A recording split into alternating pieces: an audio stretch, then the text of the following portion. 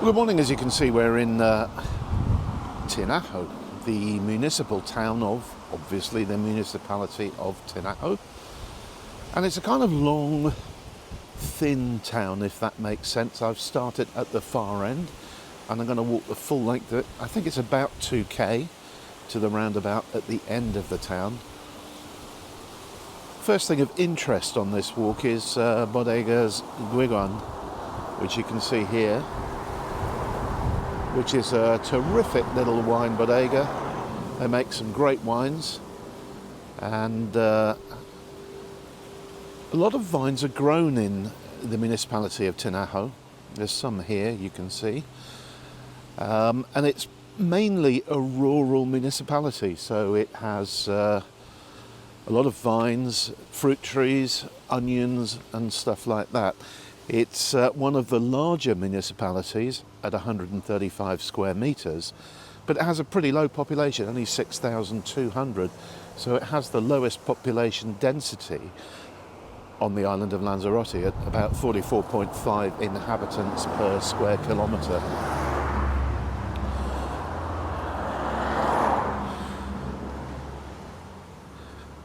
It kind of starts a little way past San Bartolome, takes in the town of Mancha Blanca, which is behind me, and the destination for the annual Los Dolores pilgrimage.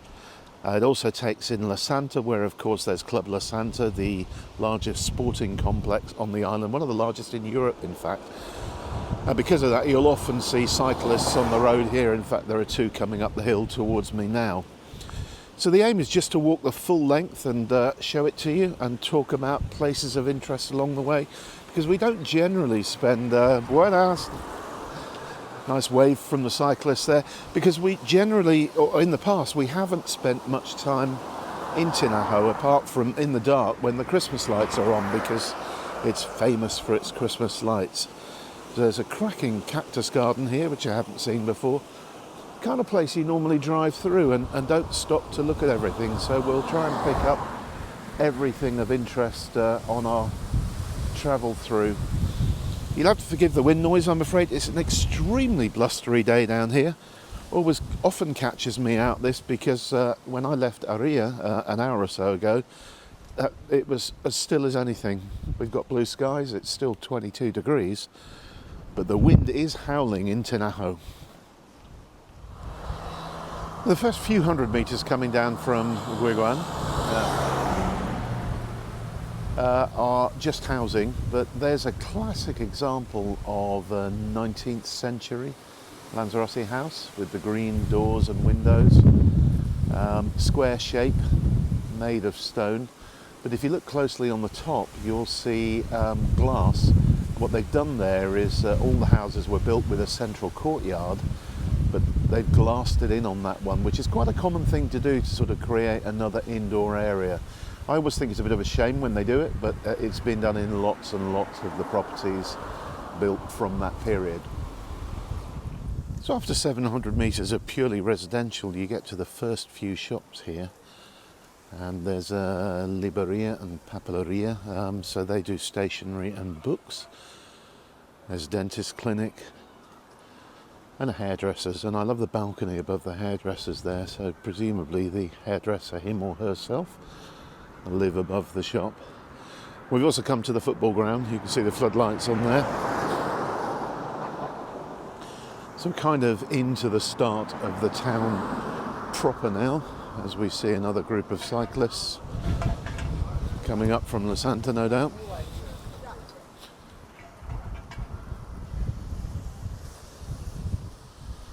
The sky's really fascinating today.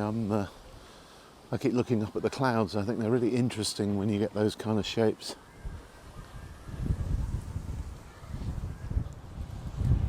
Now, in keeping with the fact that this is a rural kind of a market town, really, there are lots of eateries here, but they're all fairly basic.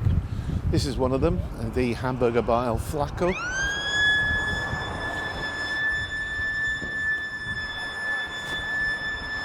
That's the sound of the school What time is it? 11:46. That must be their morning break. And along here we've got a property rental place and property for sale and a flower shop, a floristeria.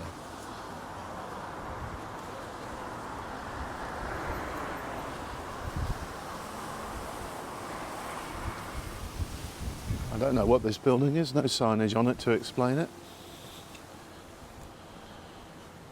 And we're steadily working our way down the hill now.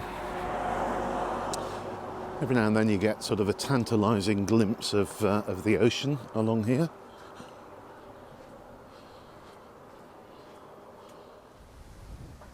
So you see things that you never see when you're driving. This is a statue to Brother Jose Marcos Figueroa, the servant of God, born in this town in 1865, and he died in Santa Fe de la Vera Cruz, which is in Argentina, in November 1942. So I guess he was a priest that was sent over there to become a priest in Argentina. And this is the Parque Cesar Manrique. I think looking at this at one time it was probably the town's aljibe, looking at the surface area of it. And then a bit further on from where we are, you can probably see the coloured wooden fencing there. That's a kids' playground. And again, emphasising the rurality of this area, a couple of little mini tractors coming up the hill. I always wanted one of those.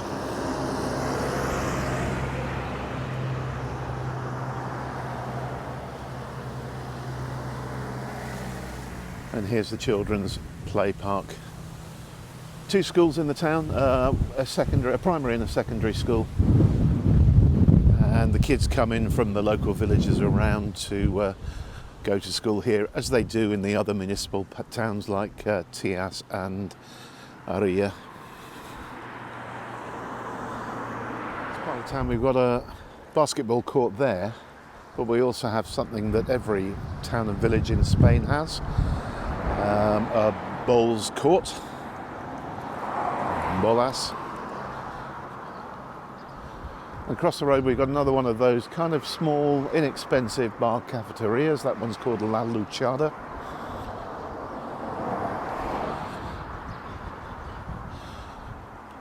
And we've got the municipal gym here. And the offices of the Petanca, the Bowls Club. Now, Timanfaya, the Fire Mountain region, is kind of equally split between Yaitza and Tinajo. So there is, their headquarters are actually here in Tinajo. So around the back of these buildings, there are the municipal offices of Timanfaya. We're coming up to Gulliver, which is an excellent tapas bar. People ask me all the time where you can get sort of real Spanish stroke Canarian tapas, and the answer is Gulliver. And it's a regular haunt of ours that we often call into and visit. They're open from Monday to Friday from 12 until 5, and you can see the sort of stuff on the menu there. Hola, buenos días.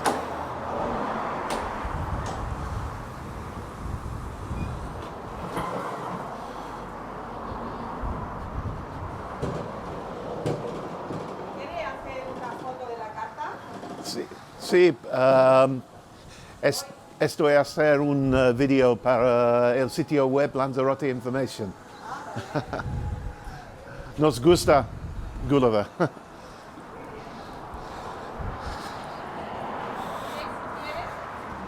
Ah, muy bien, muchas gracias. So here's a menu of... Ah, vale, okay, muchas gracias. So there's the menu, which she's just brought out to show us, and there's the inside of Gulliver. So great place for tapas anytime you're passing through Tinajo. So that was very nice. The waitress in the restaurant asked me why I was taking pictures of the house, and I explained to her that we're making a video. Oh, here comes an interesting mini. Oh, and another one. Okay. I'll keep it running on the cars for a minute. There's some sort of mini event going on today. Yeah, she asked me why I was taking pictures, and I said, I explained I was making a video for Lanzarote Information, so she brought a menu out for me to show you and invited me in to do a quick shot inside as well. The place was run by a couple, and you'll have to forgive me because I can't remember their names. And sadly, he died a few years ago, but she continues to run the business. That wasn't her, that was one of the staff. And I've got a funny feeling the lady who owns it might be Mercedes, but I'll look it up and find out, and sort of post it on a caption or something like that. But you can see how friendly they are in there, you know, just come on in, take some photos and so on, and the food is really, really excellent. So a little way down from Gulliver, there's the Teatro Municipal, the municipal theatre, and they have some really good shows and stuff on there. So I know Norman, who writes our cultural stuff, well, I'm pretty sure Norman's been there to a few events. And then a bit further down now, we've got another restaurant very well known in Tinajo, which is Casa Ignacio. And they're all just starting to open up for lunchtime now. It's just coming up to midday. So Ignacio has this nice sort of sheltered from the wind terrace on the front, but obviously a big inside area as well.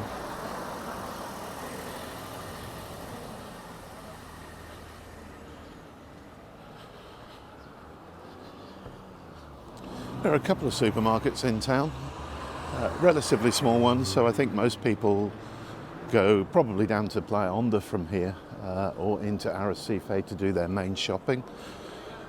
Again, as with all Spanish towns, there's a lottery shop here, Loterías y Apuestas. Excuse the bumping, I'm managing to walk up and down slopes and probably jogging the camera as well.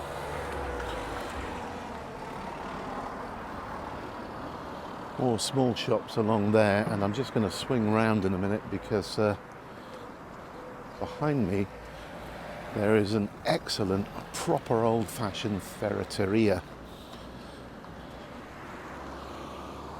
and it's called the Bazaar Ferreteria Tinajo.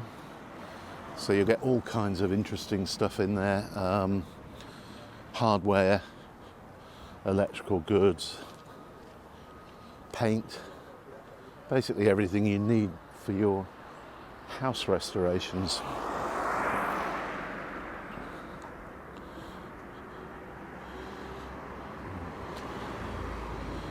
Across there looks like a small furniture shop that I haven't seen before.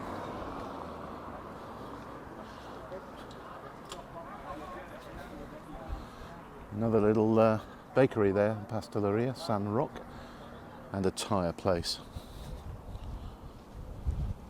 And the road which kind of veers off the main road, you can see the restaurant Majo Picon there. Tiny little place, I think they've only got half a dozen tables. So one to book. Excellent French chef in there, and he does some really, really nice food. If you go onto Lanzarote Information and search for Majo, M-A-J-O Picon, you'll find our review of it. And we thoroughly, thoroughly enjoyed the meal we had in there, and we really should go back again. Another cafe here, La Peña. One being used by cyclists to fuel up.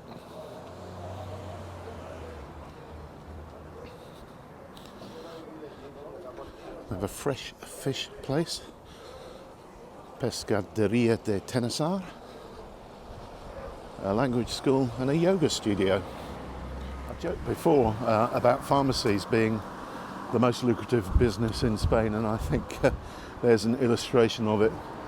Certainly the grandest shop we've seen so far in Tinajo, and it is the local pharmacy.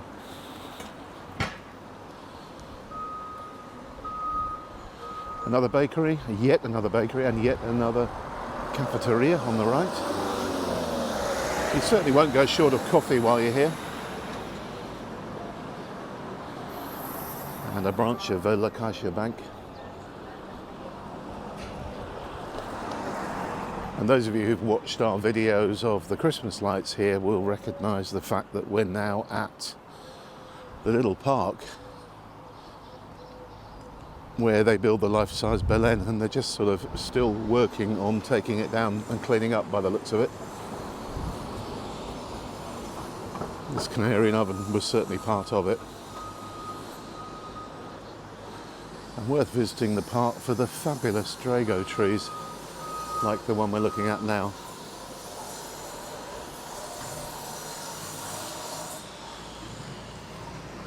Across the way there we have the home of Malpais, the local artisan beer. So as well as coffee, you can get a great beer made locally here in Tinajo.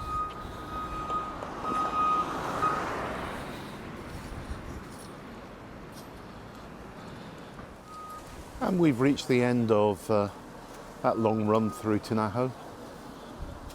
The roundabout I mentioned at the end there, so if you take a right, that takes you to Monumento Campesino and San Bartolome. If you go straight on at the roundabout, it takes you through another residential part of Tinajo that eventually peters out, and if you carry on down the hill, you'll go to La Santa and Club La Santa. And then in the distance there, you can see the cliffs of Famara.